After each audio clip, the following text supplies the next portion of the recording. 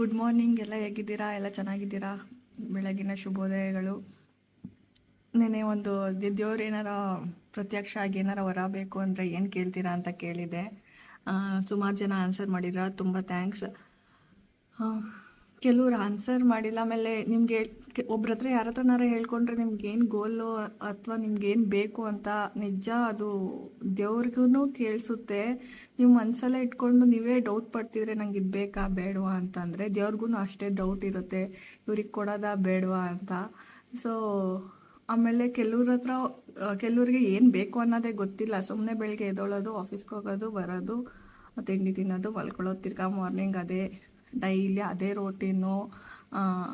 ಅವ್ರಿಗೆ ಏನು ಲೈಫಲ್ಲಿ ಅವ್ರು ಮಾಡ್ತಿರೋ ಕೆಲಸನೂ ಖುಷಿ ಇಲ್ಲ, ಅವ್ರಿರೋದು ನನ್ನ ಲೈಫಲ್ಲ ಅಂತ ಅನಿಸ್ತಾ ಇರುತ್ತೆ. ಬಟ್ ಅದರಲ್ಲೇ ಸ್ಟಿಕ್ ಆಗಿರ್ತಾರೆ. ಏನು ಫ್ಯಾಮಿಲಿಗೋಸ್ಕರ ಮಾಡ್ಬೇಕಂತ. ನಿಮ್ಗೇನು ಇಷ್ಟ ಇದೆಯೋ ಅದನ್ನು ಮಾಡಿ.